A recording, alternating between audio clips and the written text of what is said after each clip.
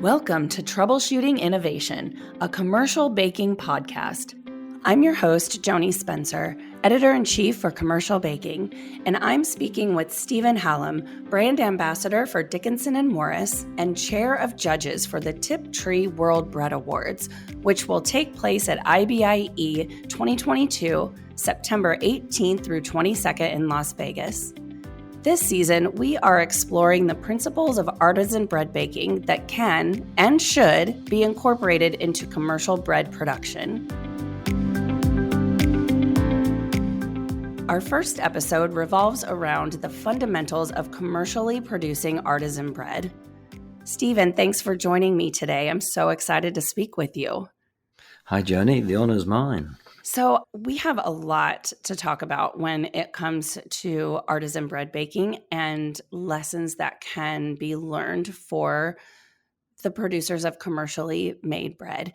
And specifically with IBIE right around the corner, something that I find really important is that artisan bread bakers, artisan bakers in general, and commercial bakers are coming together at IBIE under one roof. And I think there's so much that both sides can learn from the other. So we're going to dive into artisan bread baking. And the first question I want to ask you is, what are the most important product characteristics that cannot be lost when a baker is commercially producing artisan bread?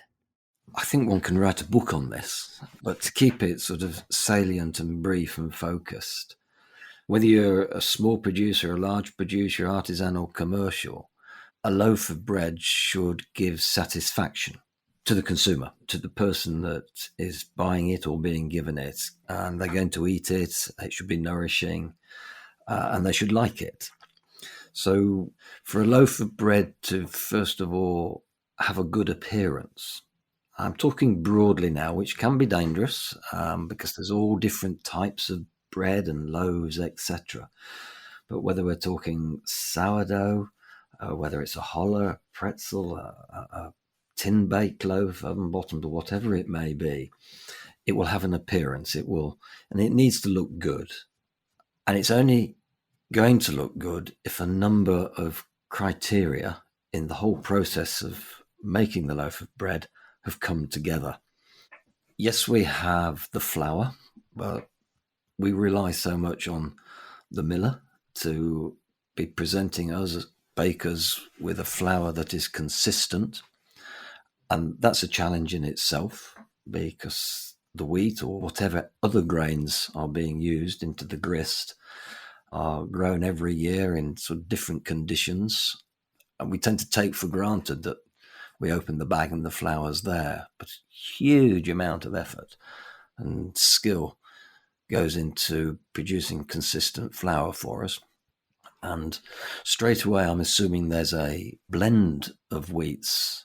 I say wheats, there could be other grains as well going into the flour. Latterly, there's a huge interest in just heritage grains, old-fashioned grains that through whatever reason are no longer used. And they're coming back to the fore because they're giving different characteristics to the flour. There's that. And then you're going to make a dough. The sort of water you use, that's important. The yeast, whether you're using yeast or not, whether you've got a sponge, a sourdough, a starter, a bigger, call it whatever you wish, but some means of adding extra flavour to the dough. If it's, let's say, a traditional sourdough, your yeast, your fermentation will come from your starter. You won't be adding extra yeast. So all of that needs controlling.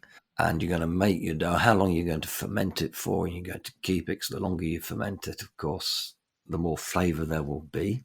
That will also affect the structure. So when you're mixing your dough, ensuring the flour has sufficient water so that it produces the protein that you need, that will be the structure of the loaf. Mixing time is fairly crucial, as is the water absorption.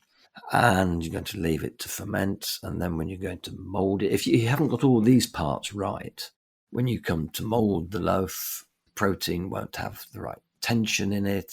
It won't hold up to how you want it to look. It may be, if it's a very long fermented sourdough, that you're not going to mould it. So you need to treat it with much more care, and it could have an extremely high rate of hydration, so a lot of water in there, so it's very sticky, so you've got to treat all of that. Then you're going to give it what maybe its final proof, its final rising in domestic terms. That could be done overnight, it could be done over a day, or it could be done in a speedier environment where you've got a warm cupboard or prover or what have you. Then you're going to bake it. And if you say you've overproved it, you let it go too long, then you may not get the effect you want to see in the oven. The oven needs to be the right sort of oven with the right sort of temperature. And you're going to effectively bake the loaf. And the baking should be just so. It shouldn't be overbaked. In other words, burnt. It shouldn't be underbaked, so it's soggy. It should be even, not baked on one side and underbaked on the other. There's an enormous amount of skill to getting the loaf into the oven, and then it's got to be baked correctly. If all of that hasn't come together correctly, the loaf itself will not look particularly attractive and probably won't be bought in a shop or wherever. And I'm only here talking about the external criteria. We were only talking about the appearance. When you actually feel the loaf, you've got a crust on there. If making, for example, a baguette and you're baking in steam to give the outer surface of the crust its eggshell, sort of very thin but lovely crispy crust. And when you pick the loaf up and you can feel it, well, you'll be smelling it straight away. There's no better product, I think, in the world that can appeal to all of your senses. It's a natural phenomena, isn't it? When you pick a loaf up, you're going to squeeze it. In the UK, the millers have what's called a squeeze test, where they're replicating what housewives do when they go and buy a loaf of bread. They squeeze it. Over here in Europe, most consumers are expecting it to be soft. So if it's not soft, they'll put it back and they'll reach for one that is soft. When we come to cut the loaf, you're feeling the knife going, first of all, through the crust, and you're listening to that. Depending upon the type of loaf you're making, if it's a challah, for example, it's not going to be crispy, but the appearance should be bold. It should have a lovely glaze. You'll be looking at the plats, and it'll be quite soft inside. So as you're cutting, you're taking all that into consideration, and then you'll have an aroma coming to you, and you're going to be looking at the texture inside. You're going to be looking at the softness of the crumb, its resilience, and then the all-important taste and flavour. We have a way with, when we're assessing and judging a loaf of bread, to take in the aroma and take in the flavour in one. So aroma, yes, that comes through our nose. Flavour really comes from the tip of the tongue. So with cut surface of a loaf of bread, you'd hold it up to your nose and you'd squeeze, and at the same time, the tip of your tongue just touch the surface of the loaf, and you've got all your olfactory senses happening at once. You can straight away pick up the length of fermentation, how much effort has gone into getting flavour into that loaf. The softness of the crumb and the resilience, you're not going to get that unless all the different elements of the process, the flour's right, the mixing's right, the water absorption's right, and some flours that contain a lot of very strong gluten-forming proteins take longer to mix, they take more hydration. And if you haven't developed that enough through longer mixing, then the result will show in the finished loaf. It's really amazing that we're talking about a product that comes from 4 ingredients: flour, water, salt, and yeast. Yet it is so complex, and one misstep can completely change a product, or getting everything just right can create a really amazing experience that, like you said, it touches all 4 senses. I can't think of many products that come from something so simple that are actually quite complex.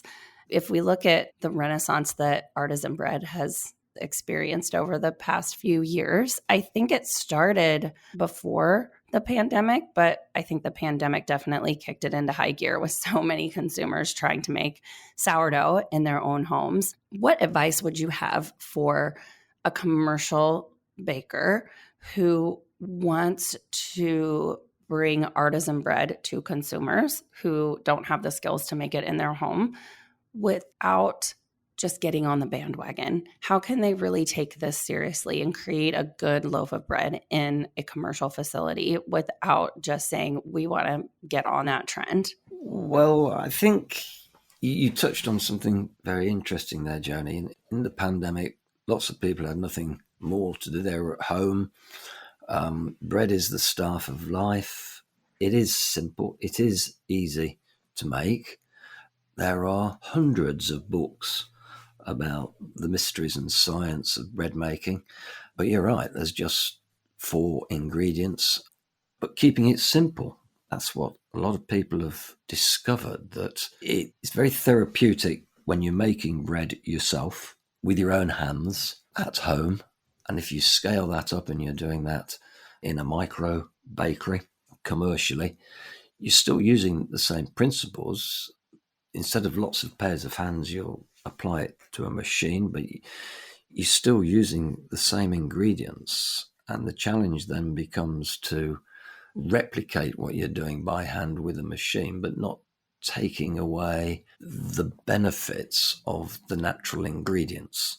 It is a proven fact that naturally leavened bread is better for your digestion. You digest it better than maybe some breads that have been processed extremely quickly. And by taking a shortcut of processing quickly, something is being added to the doughs to speed that up, to take the shortcuts that the natural process of fermentation is gas produced. It stretches the dough, it stretches the protein, it softens it, it allows it to become extensible and elastic. So consumers have sort of gone back, I think, to, or have rediscovered what basic bread is and what it tastes like. Now, the crumb structure, it may be more open. It may not be perfectly white in colour. Quite a lot of consumers, if they're asked what their vision of a loaf of bread is, they'll say something nice and white and soft. Well, to make it white, you're adding extra things into the process to do that. And it could actually be longer mixing or more water, so that action actually bleaches the flour in a natural process. Once upon a time, we used to have agents that were added to flour that would bleach it because people liked white bread. Just the basic principles of allowing nature to take its course and then introducing steps to control that. You can have too much fermentation. It can become too acid. The effect of the acidity can break down the very thing that you're trying to develop and protect in there, the protein. So it all falls apart. And sometimes you can't have enough. So you could taste a loaf of bread and it's where there's been very little fermentation in it, or there's no sour or sponge or what have you, and there's no flavour. It's just serving as a vehicle, a slice of bread as a vehicle to put something else on. Or you can make it stand out by letting the fermentation happen, adding extra sour to it, but controlling it. Controlling it means watching your time and watching your temperature. Because if things get too warm, it can just race away with you. Right. When you think about consumers' preferences for clean label products, I mean, I'd say it's probably been in the past 10 years that consumers have taken to label reading. And I think the term clean label was probably an industry term before it was a consumer term, but it's really what they were trying to do. And I believe that this resurgence of good bread came out of the clean label movement. Again, if we go back to what we were talking about, the 4 simple ingredients, it only takes 4 or even 3 ingredients to make a good loaf of bread. That is quintessentially a clean label product, right? I totally agree. Why have we become so infatuated of making things last a long time when in their natural state they're not designed to do so? I think you have a classic example here of distribution. An artisan, a craft baker, they're making the bread and they're going to sell it. They're going to sell it there and then in the shop, to farmers market. What they make today, they'll sell today. And it's not going to get wrapped, sliced, a use by or a best before date on it of 10 days' time, because it's got to go through a distribution network of whatever that may be, the vans to go here and then to there and delivered on the other side of the country. To enable that to happen, things have got to be put into that loaf of bread to give the impression that it's still a fresh loaf of bread or keep it saleable, not just during the transport time, but when it gets to the other end and a consumer's bought it, because the consumer doesn't want to buy it with, well, interesting. I was going to say with just a day or two's life on it. But hey, go to France and, traditionally you've got all your bakers baking twice a day because the baguette that you bought for breakfast, due to the quality of the protein, would be quite hard and tough, and you wouldn't consider eating the same baguette in the evening. Over time, that has changed because milling methods have improved and wheat varieties have been introduced so that the protein, if you like, has been nurtured and adapted to enable there to be just one bake a day and not necessarily two. Yeah. I'm happy that you brought that up, the distribution, because I was actually just yesterday speaking with a European baker who their company has come into the US market, and distribution was one of the biggest things that they had talked about in how they had to change their process because of the drive time. Like you said, commercial bakers are not selling what they make that same day. They have to be put on a truck. They go to a distribution center, then they get sent out to the retail locations and put on a shelf. And so a lot of time has passed by the time that bread gets home to a consumer. And then the consumer, American consumers, want their stuff to last. They want their bread to be able to sit in the kitchen for a week and have the quality the same as when they purchased it. And that's sort of a double-edged sword for a baker, don't you think? I do. I think there's an enormous amount of education to be done of the consumers to say, you can't have your cake and eat it. If that's what you really want, then you've got to change your shopping habit. You need to be supporting your small, local, artisan craft baker, because that's the difference. They're not having to change their product to suit the purpose. Yeah. And this European baker that I talked to, they said that they did have to sort of adjust their process, but they were very, very choosy about how they do that. That you don't just add any sort of shelf life extender in, that they're very choosy about how they adjust their recipes in order to accommodate for distribution without compromising the quality. So, I do think it is possible, but I don't think that it's something that a commercial baker should take lightly by any stretch of the imagination. No, there's some things you can do that have huge, huge effects. As soon as you wrap a product, you introduce what's known as ERH, equilibrium relative humidity. So this is the humidity that's in the bag, so between the wrapper and the actual product. Now, that's, if there's a high humidity in there, then you're going to get mold, surface mold, quite quickly on the product, even though it's wrapped. So that can be controlled by the environment where you wrap the loaf of bread. So take, for example, if you're just wrapping it in a bakery and it's close to where you're making everything, there's lots of flour in the air and it's all being done by hand, that wouldn't be the best scenario if you're wanting to extend the life of that loaf, because when it comes out of the oven, it's sterile. And the environment through which it passes is quite crucial to prevent surface-borne, let's say, infection from mold or what have you, or from the people that might be doing the wrapping as well. The product needs protecting. So you can have the product wrapped on a machine and it's gas flushed. There's something about doing that for a loaf of bread that doesn't sit comfortably with a lot of people, because the idea is to eat it, not keep it. You know, it's not a motor car that you want to keep for 2 or 3 years before you, or however long it might be before you exchange it. We're talking about a loaf of bread here. When you go to a restaurant for a meal, you know, you eat the meal there and then. You don't take it away with you to eat 4 days later, do you? That's a good point. Just a sort of off-the-cuff scenario there.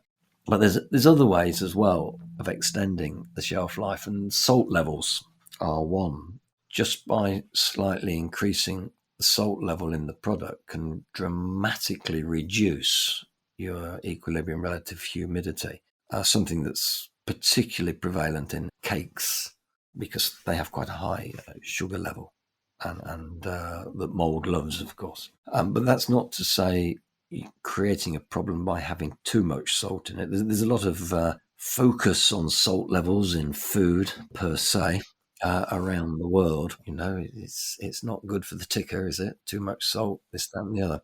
But there is a balance, and salt in food is there not just to enhance flavour. It does have an astringent action on protein, but there is a balance between having sufficient for its technical purpose and sufficient for flavour purpose, as opposed to too much. When you're wrapping, you've got to start doing things to loaves of bread that you wouldn't otherwise do. Right. So there's another thing I wanted to ask you about. You've mentioned it a couple of times, and that is the wheat. Can you sort of enlighten me on your views on how some of these varieties of wheat can impact the quality of an artisan loaf of bread? Well, hugely. Do we have time? Yes. I better write another book. When we talk of flour for bread making, you immediately think wheat. The white flour comes from the endosperm. That's the white sticky stuff inside a grain of wheat when you bite into it out in the field, as you do as a child and you're walking along.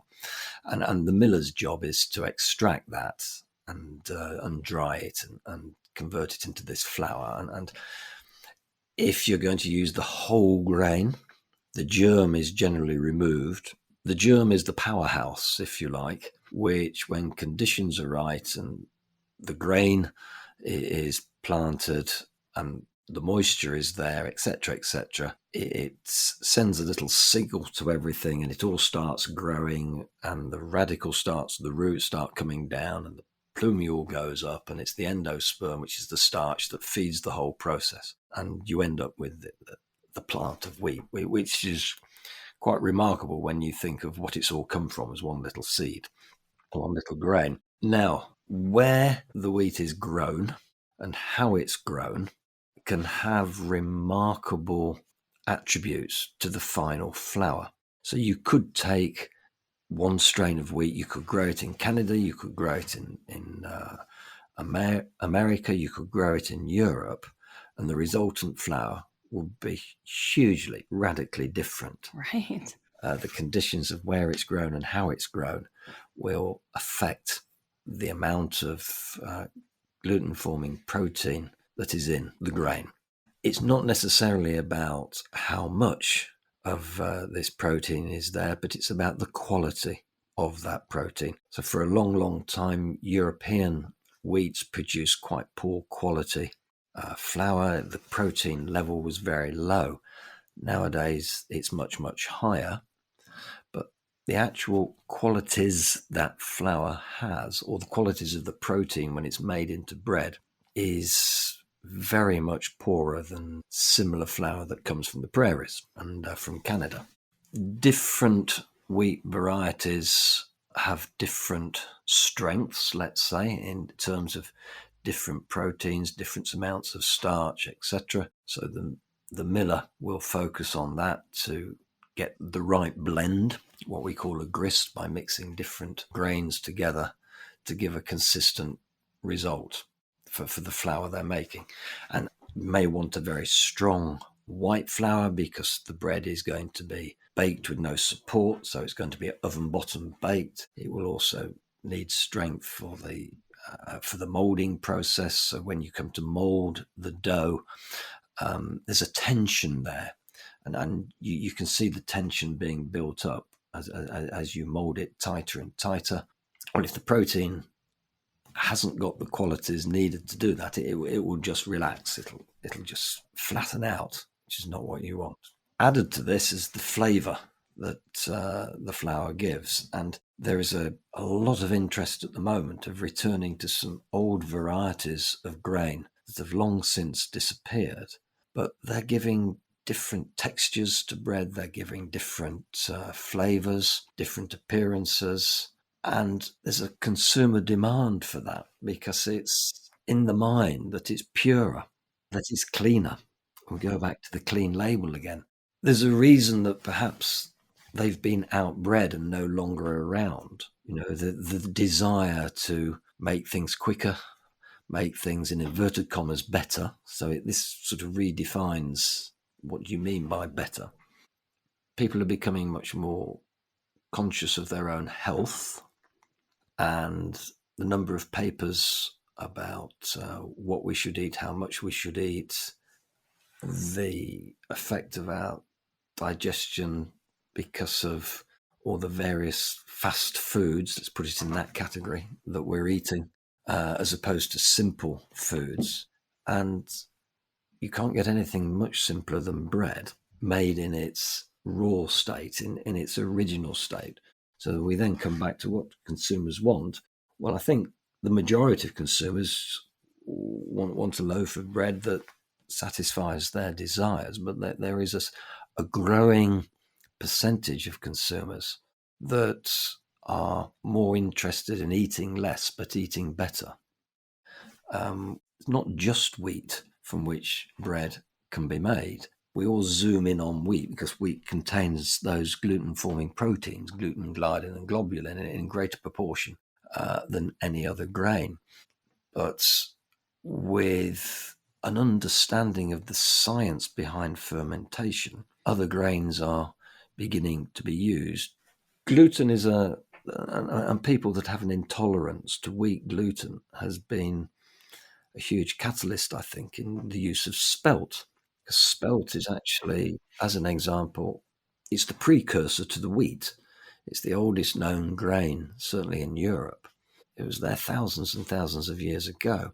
And spelt, that contains gluten-forming proteins, but the bread made with spelt can be assimilated by people who have a wheat gluten intolerance, because most intolerances to gluten are for wheat gluten. Okay, Stephen, I have just enough time for one last question, and I want to kind of bring it back to IBIE and the Tiptree World Bread Awards, where you are the chair of judges. I do think that this event, which, correct me if I'm wrong, but this is the first time that this competition is coming to IBIE. Is that correct? That's correct, yes. So the World Bread Awards in the USA was launched about 5 years ago in New York.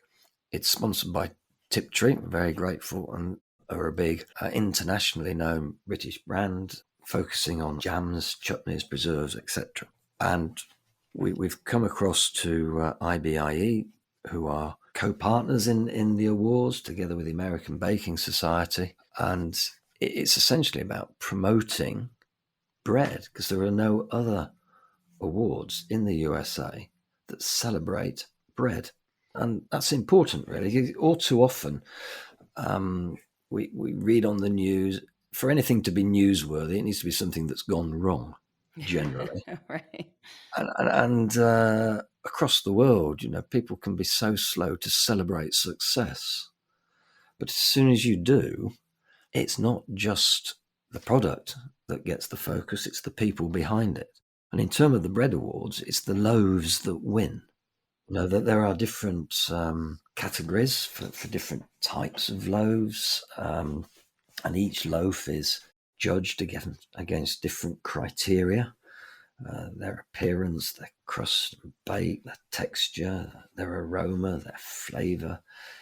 And it's always the loaf that is assessed, not the people behind making the loaf, the bakers, the chefs, etc. Yes, they will get the praise for having made the loaf, but it's the loaf that's the hero. Yeah, and that's why I'm so fascinated that this event is happening at IBIE, because I do see it sort of as an intersection of the artisan bakers and the commercial bakers. And like you said, it's about the loaf and not the person or the company behind that loaf. Yes, I think any business always needs to focus on quality. There's no business that can survive by reducing quality. There's no brand or business out there that in the long term has gained by reducing quality. You might benefit in the short term by reducing quality on something, but in my world and the world of bread, it should be a no right from the word go. It takes absolutely no longer and hardly saving any expense at all to reduce your quality. So you should always looking to do better and improve. But as businesses grow, and we always look to aspire and do better and get bigger. Oak trees come from acorns, don't they? Things start small.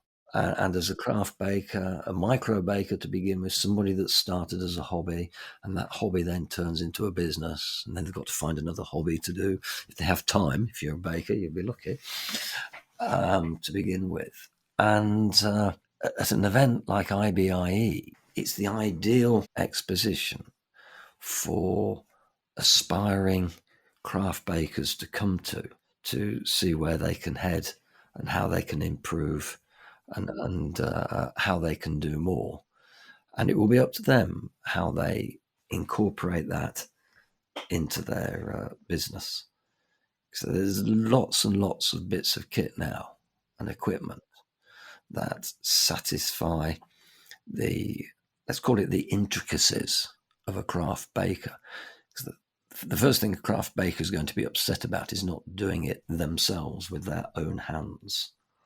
But you've got to know how to do that to be able to use a machine effectively and adjust that machine, as opposed to buying a machine because you've been told it will do X, Y, and Z, and press a button and stand there and it doesn't do that. Well, no, if you've got that craft knowledge to start with, whatever the machine might be, or piece of kit or oven or what have you, if you've got that knowledge, it's going to put you in a hugely strong place. Absolutely. I could not agree with you more. And that is exactly what I hope to accomplish in this season of Troubleshooting Innovation. Stephen, I want to tap into your expertise to share with commercial bakers to sort of get back to that artisan mindset, because I do think that will help exponentially in an automated process. So I'm so excited to dive in over the course of 5 weeks with you as we lead up to IBIE and the Tiptree World Bread Awards to look at all of these principles. So I'm excited for the coming weeks. And I think next week we're going to focus on something that you mentioned, and that's time and temperature and the criticality of that in the process. So I'm excited to dive into that with you next week. Looking forward to it too, Joanie. Thanks for listening to Troubleshooting Innovation.